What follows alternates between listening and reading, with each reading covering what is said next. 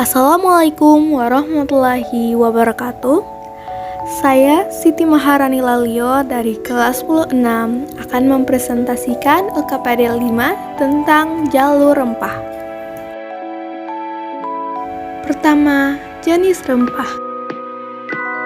Jenis rempah pertama yaitu cengkeh yang berasal dari Ternate, Tidore, Moti, Makian, dan Bacan. Cengkeh bermanfaat sebagai bahan masakan, juga bermanfaat untuk melindungi tubuh dari kanker, membunuh bakteri penyebab penyakit, meningkatkan kesehatan hati, dan lainnya. Kedua, pala. Berasal dari Pulau Banda.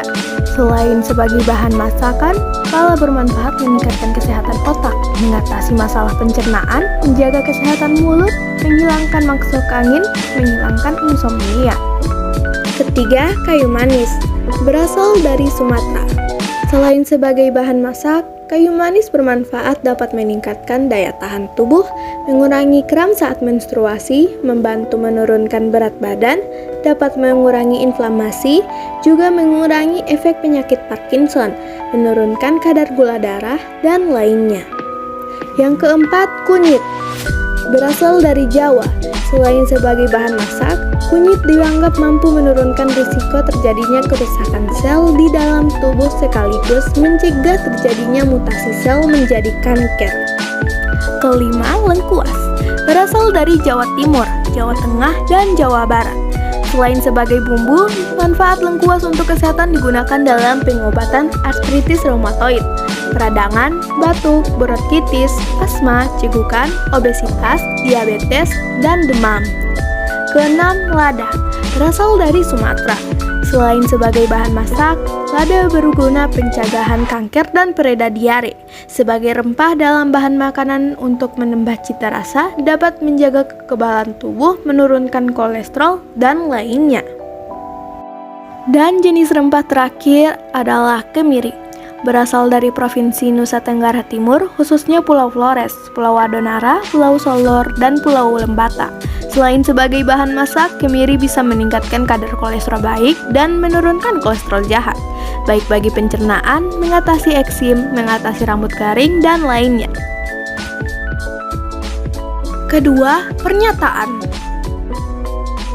Pernyataan pertama. Rempah bukan sekedar komoditi, namun membawa perubahan nilai dan gaya hidup bagi peradaban Indonesia dan dunia pada umumnya. Pernyataan ini benar. Pernyataan kedua, rempah merupakan hal yang sangat penting bagi bangsa Indonesia dan mampu membawa perubahan besar bagi perkembangan ekonomi, sosial, budaya, dan politik. Pernyataan ini benar. Pernyataan ketiga, lebih dari 30.000 spesies jenis tumbuhan dunia yang ada di hutan tropis Nusantara. Pernyataan ini benar. Pernyataan keempat, Nusantara dijuluki sebagai ibu rempah yang mampu melahirkan jenis rempah raja. Pernyataan ini benar. Pernyataan kelima, Indonesia merupakan penghasil komoditas rempah terbesar di dunia. Pernyataan ini benar. Penjelasan. Poin pertama, sejarah mencatat. Rempah bukan sekedar komoditi, namun membawa nilai atau value dan gaya hidup atau lifestyle untuk peradaban global. Begitu pentingnya rempah-rempah dalam kehidupan manusia sehingga ia menjadi penghela perkembangan ekonomi, sosial budaya, dan politik dalam skala lokal dan global. Poin kedua, Nusantara adalah rumah besar keanekaragaman hayati dunia. Sekitar 11% jenis tumbuhan dunia ada di hutan tropis Nusantara. Jumlahnya lebih dari 30.000 spesies yang sebagian diantaranya dipergunakan dan dikenal sebagai rempah. Poin ketiga, karena itu tak dapat dinafikan bahwa Nusantara adalah ibu rempah yang antara lain melahirkan jenis rempah raja seperti cengkih, pala, dan cendana. Komoditas utama rempah-rempah dunia yang pada masa jayanya pernah bernilai lebih mahal dari emas. Bahkan Pulau Run di Maluku yang kaya akan rempah pala pernah ditukar dengan Pulau Manhattan yang saat ini dikenal sebagai New York.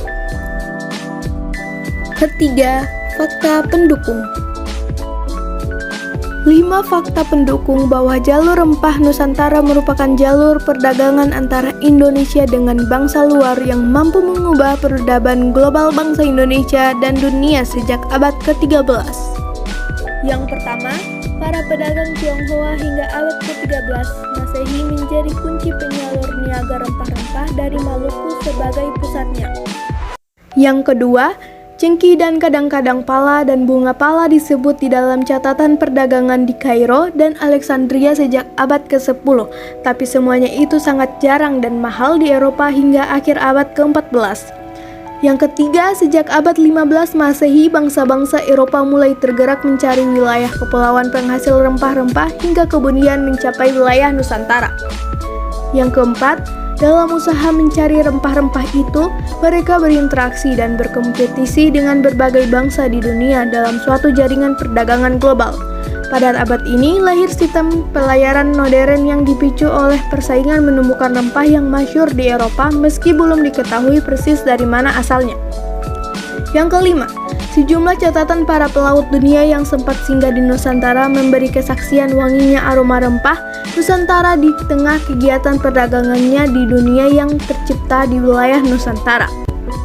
Sekian presentasi LKPD 5 Jalur Rempah dari saya. Wassalamualaikum warahmatullahi wabarakatuh.